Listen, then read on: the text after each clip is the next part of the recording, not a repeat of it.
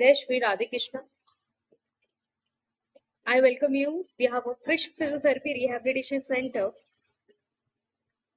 आज हम बात करने वाले हैं on my YouTube channel for this session and the title is heat therapy versus cold therapy. Krishna physiotherapy rehabilitation centre आज अपने यूट्यूब चैनल पर हर्षिता गुप्ता 2059 पर हम टॉपिक लेकर आए हैं गरम थेरेपी, हॉट थेरेपी, गरम सिकाई और ठंडी सिकाई में क्या अंतर है, कब, किस जगह, किस कंडीशन, किस वक्त कौन सी सिकाई, कौन सी थेरेपी अप्लाई होनी चाहिए।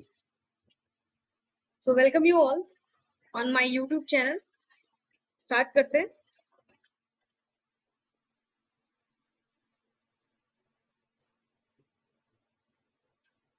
सो दिस इज, पहले हम समझेंगे कि क्या अंडरस्टैंडिंग है, बेसिक क्या है, कोल्ड थेरेपी क्या है, उसके बारे में, उसके फैक्ट्स, कोल्ड थेरेपी क्या है, इन सब के बारे में समझेंगे एंड देन फिर आगे बात करेंगे कि कब, किस कंडीशन पर कौन सी थेरेपी देनी चाहिए। तो सबसे पहले समझ लेते हैं एक टर्म, एक्यूट कंडीशन। मेडिकल भाषा में एक्यूट कंडीशन कहते हैं उन चीजों को या उन कंडीशंस को, उस इंजरी को, उस चोट को जहां पर बात की जा रही है नई, तुरंत न्यू चोट लगी, तुरंत तुरंत कोई चोट लगा आपके, कोई रिसेंट सर्जरी हुई है, कोई रिसेंट स्वेलिंग हुई है, चोट लगी है, वो सारी चीजें जो तुरंत हुई है एक हफ्ते के अराउंड, 1 वीक के अंदर, उन सबको एक्यूट कंडीशन के अंदर रखा जाएगा। एक टर्म है दूसरी, क्रोनिक कंडीशन। अभी हमने बात करी एक्यूट कंडीशन, इसमें सारी तुरंत हाल फिलहाल ही जो हुई है उन सारी कंडीशंस को हम नई मिलेंगे। इसमें लिखा है नई चोट, वो नई सर्जरी भी हो सकती है, जैसा आप स्लाइड पे देख रहे हैं, वो नई सर्जरी भी हो सकती है, वो कोई नया सिम्टम भी हो सकता है जैसे स्वेलिंग, है ना। क्रोनिक कंडीशन, पुराना दर्द, तो लंबे समय से कोई कोई ऐसी चीज जो हुई हो, या कोई सर्जरी या चोट जो पहले हुई है, 3-4 साल पहले हुई है, 3 महीने पहले हुई है, वो सारे किसमें आएंगे, क्रोनिक कंडीशन में। तो बात करते हैं जैसे एक्यूट कंडीशन, मैंने बताया recent injury with swelling and inflammation present. Swelling और इन्फ्लामेशन प्रेजेंट है। स्वेलिंग सिर्फ सूजन आना, इन्फ्लामेशन कोई फिजियोलॉजिकल चेंज है, इन्फ्लेम्ड है मसल या कोई ज्वाइंट, वहां पर एक्यूट कंडीशन क्रिएट होगा। जैसे प्रेस, स्प्रेन और स्ट्रेन, कोई अभी हाल ही फिलहाल रिसेंट कोई स्ट्रेन आया है मसल में या फिर स्प्रेन हुआ है, ऐसी स्वेलिंग जो आपको दिख रही है, आंखों से विजुलाइज कर पा रहे हैं। एक्टिव इन्फ्लेमेशन, एक्टिव इन्फ्लेमेशन से आप क्या समझ रहे हैं, जो सूजन या जो स्वेलिंग आप अभी आई है किसी कारण से, 1-2 दिन में कुछ लगा है या कुछ चोट हुई, आप गिरे हैं, और स्वेलिंग है। स्वेलिंग, एक्टिव स्वेलिंग का कुछ नॉर्मल कार्डिनल साइंस आपने सुने होंगे, वो कार्डिनल साइंस जिसमें रेडनेस हो, स्किन वार्मथ है, एंड वहां पर आपको टेम्परेचर, स्किन टेक्सचर चेंज मिलेगा। So that is called active inflammation. दूसरा हम बात करते हैं क्रोनिक कंडीशन के अंदर, जैसा बताया, बात करी हमने long term pain with stiffness and muscle tight. Muscle tight रही है इसमें और बहुत टाइम से दर्द हो रहा है, ऐसा नहीं कि एक हफ्ता, अभी 2-3 दिन पहले हुआ है, ऐसा लगभग आप ऐसा कह सकते हैं कि ये 15 दिन, 30 दिन, 40-45 दिन या फिर कई महीनों से, 1-1.5 साल से, 2 साल, 3 साल से ये दर्द है, जिसकी वजह से मसल टाइट हो चुकी है, कॉन्ट्रैक्ट हो चुकी है, रिलैक्स नहीं हो पा रही है, एंड स्टिफनेस, अकड़नपन ज्यादा है।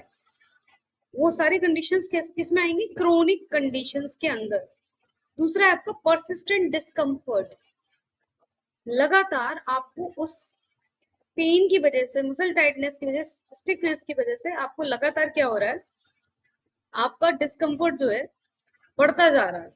मोबिलिटी रिड्यूस होएगी, जैसे मोबिलिटी रिड्यूस हो रही है, ये मेरी उंगली इन्फ्लेम्ड है या चोट लगी है, जिसकी वजह से इसकी मोबिलिटी जो यहाँ फ्लेक्स हो जानी चाहिए इजिली विदाउट डिस्कम्फर्ट, एक नीचे आने में दर्द हो रहा है, एक नीचे भी नहीं आ पा रही है क्योंकि दर्द की वजह से, स्टिफनेस की वजह से मोबिलिटी इसकी डिक्रीज हो गई है। That is, I hope clear हो।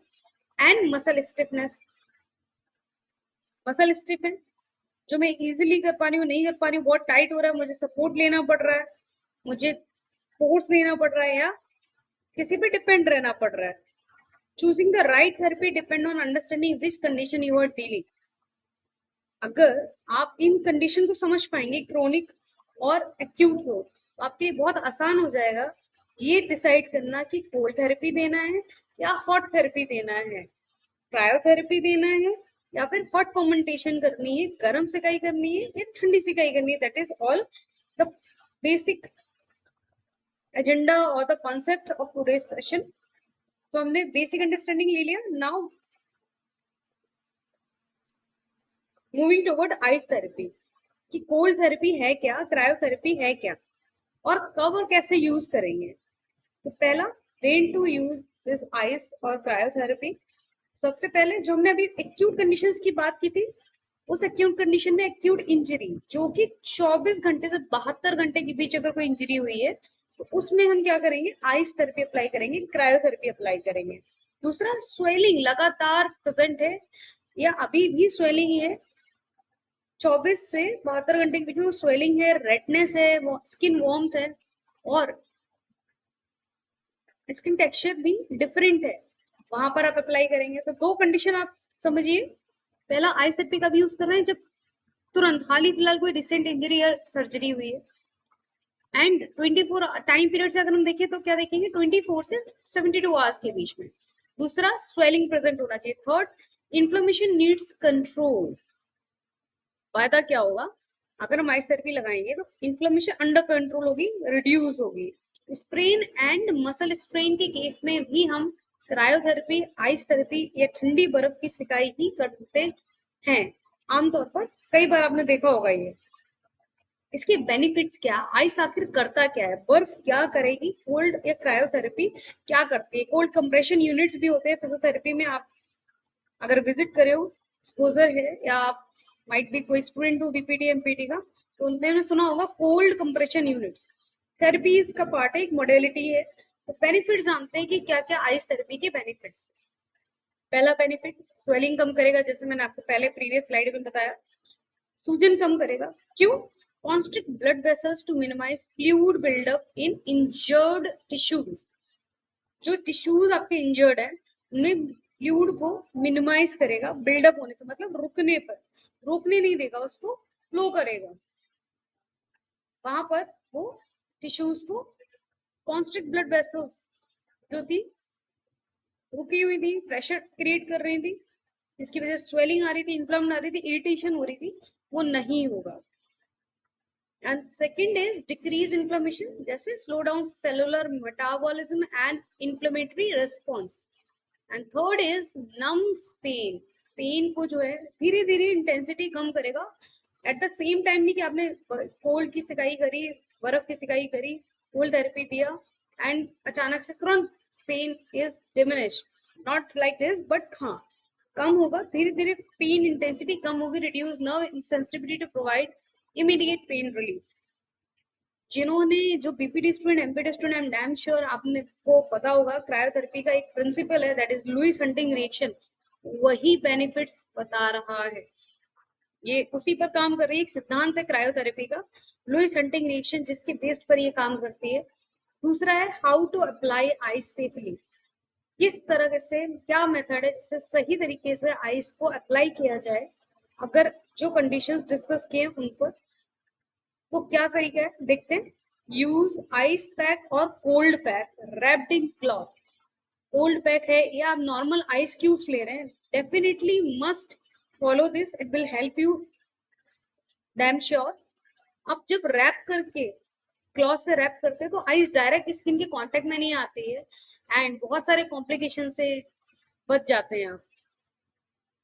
सेकेंड, ब्रूजिंग बेसिकली, या फिर इरिटेशन, या फिर हाइपर सेंसिटिविटी, सो बेसिकली हम क्या देख रहे हैं कि डायरेक्टली एक तो हीट अपना cold therapy ice therapy apply नहीं करना है, 10 से 15 मिनट ही अप्लाई करना है। एंड जो एप्लीकेशंस हैं उनको हमें क्या करना है, बेसिकली आप ब्रेक लीजिए। जब आप अप्लाई करें 15 मिनट अप्लाई कर लिया, आफ्टर 2 to 3 आवर्स आप उनको दोबारा अप्लाई कर सकते हैं। और कोल्ड सेंसिटिविटी और सर्कुलेशन इश्यूज अगर किसी को है तो वहां पर आइस रिकमेंड नहीं करते हैं, हम अवॉइड करना चाहिए। साइकिल 15 मिनट का होता है। लुईस हंटिंग रिएक्शन इसका सिद्धांत है, प्रिंसिपल है। These all are the relevant point of the cryotherapy. Now move कर रहे हैं toward the heat therapy. So let's begin heat therapy. This is what is heat therapy, hot fermentation. इससे बात करने से पहले अभी हमने ऑलरेडी एक्यूट कंडीशन और क्रोनिक कंडीशन देख लिया। कोल्ड थेरेपी के प्रिंसिपल, उसके बेनिफिट्स, एप्लीकेशंस हमने डिस्कस किया। नाउ हीट थेरेपी में एक फिजियोथेरेपी की मोडालिटी आती है which is named as hydrocollator pack.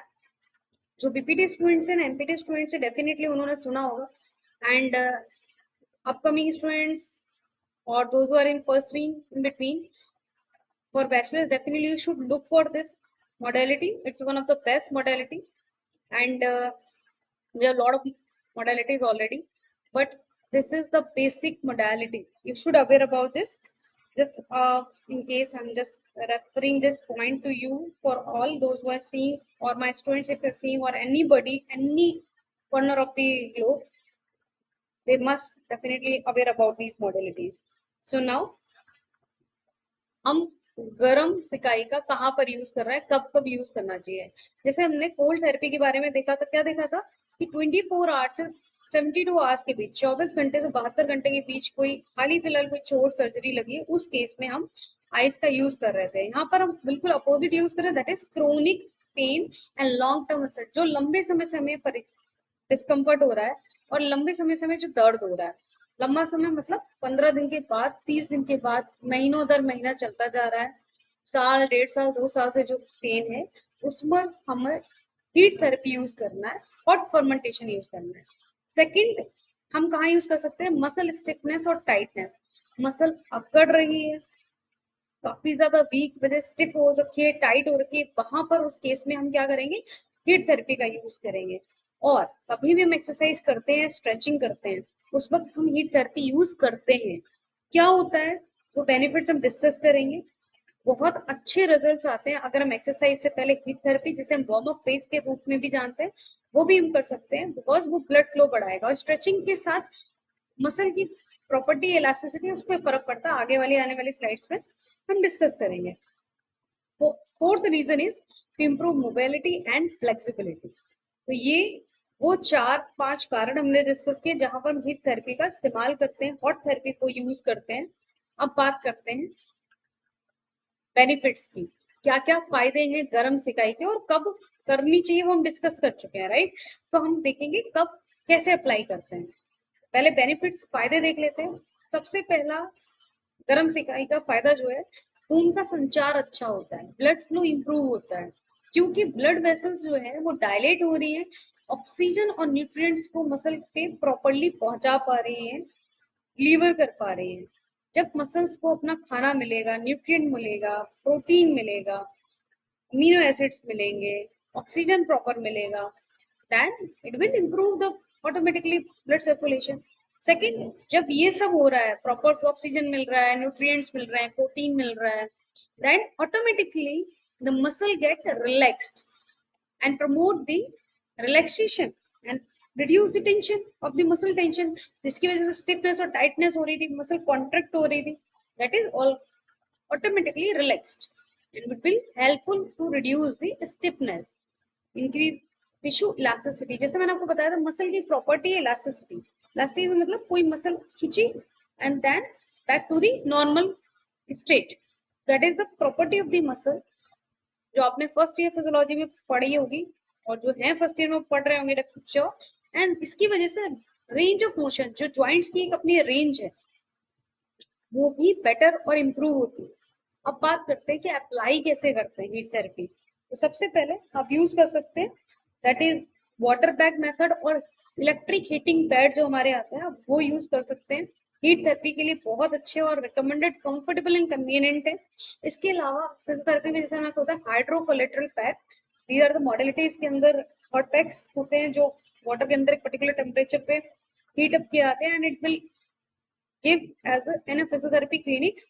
हम उनका यूज करते हैं, उनका इस्तेमाल करके हम पेशेंट, बिकॉज वी को मॉइस्ट हीट हो गया, dry it's always much better moist heat, तो वो हम कभी और कॉन्सेप्ट लेके आएंगे फिर डिस्कस करेंगे। एंड टाइम साइकिल क्या है, कब तक अप्लाई करेंगे हम, 15 से 20 मिनट अप्लाई करेंगे। क्रायोथेरेपी हम कर रहे थे 15 मिनट, यहाँ पर हमारे पास एक रेंज है, फिक्स टाइम पीरियड नहीं है, बिकॉज वो क्रायोथेरेपी लुईस हंटिंग प्रिंसिपल सिद्धांत पे काम कर रही थी। यहाँ पर हम हीट थेरेपी पे 15 से 20 मिनट लेंगे एंड कंफर्टेबल वार्म लेंगे, जितना बियरेबल कर सकते हैं उतना ही गर्म रखना है। ज्यादा गर्म करने से आप जल्दी तो ठीक नहीं होंगे, लेकिन कॉम्प्लिकेशंस, प्रॉब्लम जरूर क्रिएट होगी। दैट इज, वो प्रॉब्लम ब्लिस्टर बन सकते हैं, स्किन रेडनेस हो सकती है, आप जल सकते हैं। एंड जब भी आप अप्लाई करें तो स्किन को रेगुलरली चेक करें कि कहीं ज्यादा तो रेड नहीं हो रही है। एंड आप हीट को रेगुलर, जब भी कोई एक्टिविटी, जिम एक्टिविटी कर रहे हैं या फिर मसल रिलैक्स कर रहे हैं आफ्टर द एक्सरसाइज, वहां पर भी हम उस फेज पे भी हीट थेरेपी नॉर्मली रिकमेंडेड की जाती है। नाउ जल्दी से क्विक रिवाइज कर लेते हैं या फिर ऐसा कहें कि डिस्कस कर लेते हैं कि हमें हीट कब देनी चाहिए और आइस थेरेपी कब देनी चाहिए, हीट थेरेपी कब देनी चाहिए। सबसे पहले एक्यूट पेन, जो हाल ही फिलहाल कोई चोट लगी है, कोई कंडीशन क्रिएट हुई, न्यू इंजरीज के टाइम समय पर हम आइस थेरेपी यूज करेंगे। टाइम फैक्टर को देखकर भी हम आइस यूज कर सकते हैं, आइस इस्तेमाल कर सकते हैं या आइस थेरेपी लगा सकते हैं। दैट इज सेम 24 घंटे से 72 घंटे के बीच में अगर कोई कंडीशन हुई है, वहां पर हम आइस थेरेपी यूज कर सकते हैं। कोई पुराना दर्द है जो लंबे समय से आपको परेशान कर रहा है, खासकर 15 दिन के बाद और कई महीने से जो चला आ रहा है, साल दर साल, महीने दर महीने चला आ रहा है, वहां हम हीट थेरेपी, हॉट फर्मेंटेशन का यूज करेंगे। एक रियल एग्जांपल आप समझ लीजिए, उससे आपको इजी अंडरस्टैंडिंग हो जाएगी कि कोई हाल ही फिलहाल एंकल स्प्रेन हुआ है आपको, applying heat to press ankle sprain, अगर उस पर हम गर्म सिकाई करते हैं तो स्वेलिंग बढ़ जाएगी और रिकवरी बहुत लेट होगी, डिले हो जाएगी। जबकि अगर हम उस पर आइस अप्लाई करते हैं, आप जा रहे थे, घूम रहे थे या कोई स्पोर्ट कर रहे थे और आपका एंकल मुड़ गया, उस केस की बात कर रही हूँ, और अगर वहां पर गर्म सिकाई ना करके कोल्ड थेरेपी अप्लाई करते हैं, क्रायोथेरेपी अप्लाई करते हैं, तो हमारी सूजन रिड्यूस होगी, इन्फ्लेमेशन कम होगी और रिकवरी भी फास्टर होगी। कुछ इसी दौरान हम जब हीट थेरेपी कर रहे होते हैं और कोल्ड थेरेपी करते हैं, कुछ कॉमन मिस्टेक्स है जो आमतौर पे हो जाती है। तो पहली, स्वेलिंग पर कभी हीट अप्लाई नहीं करनी चाहिए। फैक्ट समझते हैं, साइंस कह रही है, साइंस के कुछ फैक्ट्स हैं, जैसे जब हम अप्लाई करते हैं हीट को स्वेलिंग के अंदर, तो क्या हो रहा है, ब्लड फ्लो बढ़ रहा है। जब ब्लड फ्लो बढ़ेगा तो डेफिनेटली इन्फ्लेमेशन और बढ़ती जाएगी, कंडीशन और वर्सन हो जाएगी। एंड सेकेंड, अगर हम आइस को लंबे समय तक यूज करते हैं तो वो भी स्किन को क्या कर रही है, बर्न कर रही है। आपने देखा होगा स्लाइड में एक जगह वर्ड आ रहा है, आप ये देख सकते हैं, फ्रोज बाइट और कोल्ड बर्न, ये आपको परेशान करेगा। तो लंबे समय चाहे हीट हो, वो नहीं करनी। लंबे समय में आइस थेरेपी भी नहीं करनी, क्योंकि स्किन को डैमेज करेगी। डायरेक्टली कांटेक्ट नहीं करना चाहिए आइस को, कभी भी स्किन के साथ, त्वचा के साथ बर्फ को कभी डायरेक्ट कांटेक्ट में नहीं लेना चाहिए, खासकर मेडिकल कंडीशन के लिए, वरना वो कोल्ड बर्न क्रिएट करेंगी। और ज्यादा हीट अगर हम ले रहे हैं स्वेलिंग पे हीट लेना ही नहीं चाहिए, बट ज्यादा हीट ले रहे हैं आमतौर पे क्रोनिक कंडीशन में, तो वो क्या कर रहे हैं आपके साथ, आपका इन्फ्लेमेशन बढ़ा रहे हैं और साथ ही साथ बर्न भी क्रिएट करेंगे। और रैंडम एप्लीकेशन नहीं करनी चाहिए कि आपने हीट यूज करा, फिर आइस विदाउट अंडरस्टैंडिंग अप्लाई कर लिया, जो मन में आया, जो कह रहा है आपने दोनों चीजें फॉलो कर ली। प्रॉपरली कंसल्ट करें क्वालिफाइड फिजियोथेरेपी से, अपनी कंडीशंस को डायग्नोस कराएं and then go for the proper physiotherapy management. इस वीडियो को देखकर या किसी भी वीडियो को देखकर आप सेल्फ डायग्नोसिस, सेल्फ रिकमेंड ना करें। It is only for education and awareness purpose, ताकि जो हमारे स्टूडेंट्स हैं या जो फ्यूचर ऑफ फिजियोथेरेपिस्ट है, वो कहीं से थोड़ा सा अपने आप को पुश करें और आगे बढ़े। फिजियोथेरेपी पर्सपेक्टिव में आप देख सकते हैं, ये सारे हम प्रोटोकॉल्स फॉलो करते हैं, बहुत सारे प्रोटोकॉल्स हैं जो फॉलो किए जाते हैं। कुछ प्रिकॉशंस हैं जो आप 15 से 20 मिनट ही लें, हीट को आप 15 से 20 मिनट ले सकते हैं, आइस 10 से 20 मिनट ले सकते हैं। इसके अलावा हम चेक बेसिकली प्रिकॉशंस हम जो डिस्कस कर रहे हैं वहां पर एक इम्पॉर्टेंट चीज समझने की, ये जो स्टेप दिख रहे हैं आपको, proper assessment, compressive treatment and the exercise therapy, long term recovery, that is all most important. इसलिए बार बार आप हर जगह देखें, बिना डॉक्टर कंसल्ट, बिना फिजियोथेरेपिस्ट के कंसल्ट के आप कोई भी थेरेपी अगर अप्लाई करते हैं वो वैलिड नहीं होगी। इसका रीजन यही है कि पर्सपेक्टिव चेंज हो आ रहा है, आपकी कंडीशन में क्या चेंजेस हैं, बॉडी के अंदर क्या चेंजेस है, फिजियोलॉजी क्या डिमांड कर रही है, एंड रूट कॉज क्या है, वो ये सारा डायग्नोस करके, डिटेल डायग्नोस करके आपका प्रोटोकॉल बनता है, जहाँ बहुत सारे different techniques, different methods apply होते हैं आपकी कंडीशंस के लिए। सो इस वीडियो से अगर आपको कुछ भी सीखने को मिला है, हेल्पफुल लगी है, it will be great pleasure. If anything need to be consult, need to be discussed, you can drop the message in the chat box or in the comment section of the YouTube of my channel. My team will contact you, and we will see that how we will help you out, and consult with a qualified physiotherapist with my platform or the best available possible in your area. We will try to be approach and provide the services as we can, whatever the possible manner. Now, precautions की जो हम बात कर रहे थे, precautions में पहला हमने देखा ड्यूरेशन, आइस का 10 से 15 minute, it will be goes definitely for 15 minute but not more than 15 minute. For heat, जब हम गर्म सिकाई कर रहे हैं तो 15 से 20 मिनट हम जाएंगे, जाते ही है। एंड आप चेक कर सकते हैं कि आपकी सेंसिटिविटी स्किन उस क्या रेशियो में ये परफेक्ट आपके थेरेपिस्ट ने क्या आपको रिकमेंड करा है। That should always be depend on the skin sensitivity, the condition, the demand of that protocol, उसके अकॉर्डिंगली आप उसको एडजस्ट करेंगे। एंड जैसा मैं बोला था आपको कि स्किन सेंसिटिविटी हमेशा चेक करेंगे जब भी आप कोई भी एप्लीकेशन अप्लाई करें, चाहे वो कोल्ड थेरेपी हो चाहे वो आइस थेरेपी हो, always use the check the skin sensitiveness, right? And third point is avoid extreme temperature, चाहे वो cold हो चाहे hot हो, दोनों ही burn create करेंगे। हमने पहले स्लाइड्स में ऑलरेडी डिस्कस किया हुआ है। तो एक्सेसिव टेम्परेचर नहीं यूज करना है, जो आप बियरेबल टेम्परेचर है, आप जो सह सकते हैं टेम्परेचर, चाहे वो कोल्ड हो और चाहे वो हीट हो, आपको वही इस्तेमाल करना है। स्टॉप इमीडिएटली डिस्कम्फर्ट, नमनेस और स्किन चेंजेस। अगर कोई भी स्किन में, त्वचा के अंदर चेंजेस आ रहे हैं, रेडनेस हो रही है, पैचेस आ रहे हैं, इरिटेशन हो रही है, आप तुरंत स्टॉप करें। कोई डिस्कम्फर्ट हो रहा है जिसकी वजह से आपको कोई दिक्कत आ रही है, आप अनइजी फील कर रहे हैं, आप दोनों सिकाई, चाहे वो ठंडी सिकाई हो चाहे गर्म सिकाई हो, आप तुरंत बंद करें इसको। नमनेस आ रही है, आप सूनपन हो रहा है कि आपको महसूस नहीं हो रहा है, within 1 to 1.5 minute, then आप इमीडिएटली उसे ऑफ कर बंद करें, वो ट्रीटमेंट आप ना करें, and ask to help for the और modification to your physiotherapist. Second, जैसे मैंने आपको बता दिया कि आपको क्वालिफाइड फिजियोथेरेपिस्ट के साथ कंसल्ट करना है अबाउट योर कंडीशन, अगर आप अनश्योर है कि हीट देना चाहिए या कोल्ड थेरेपी लेना चाहिए। नाउ कुछ पॉइंटर्स हैं जो आपको याद रखने हैं, that is heat and ice are valuable tools, but they are part of a complete treatment approach. ऐसा नहीं है सिर्फ हीट थेरेपी से आप ठीक हो जाएंगे, कोल्ड थेरेपी से ठीक बनेंगे। डेफिनेटली जैसा मैंने आपको बताया, कंप्लीट मेथड ऑफ अप्रोचेस हैं, टेक्निक्स हैं, depend on time and depend on the ability of your condition, ability of your premises. और बहुत सारा प्रोटोकॉल है, जो बहुत सारी स्टेप्स हैं जो हमने पीछे स्लाइड्स में भी देखे थे, उनके अलावा भी बहुत सारा कुछ है। एक physiotherapist will only let you know which is the best treatment for you, वही आपको बता सकते हैं। किसी भी वीडियो को देखकर या आप कोई भी लेक्चर देखकर डिसाइड नहीं कर सकते हैं, ना तो प्रोटोकॉल ना ही अपना डायग्नोसिस। ये बार बार रिपीटेड आपको मेरे लेक्चर्स में या है, बिकॉज कई बार हम गलती करते थे, सेल्फ डायग्नोस या सेल्फ प्रोटोकॉल बना लेते हैं और हम वही अप्लाई करते रहते हैं, जिसकी वजह से आने वाले टाइम में या वो कंडीशन इतनी बढ़ चुकी होती है जो शायद बढ़ती नहीं है। Now we will just want to say one thing, that is, if you found this video helpful, educate you, inculcate you, or at any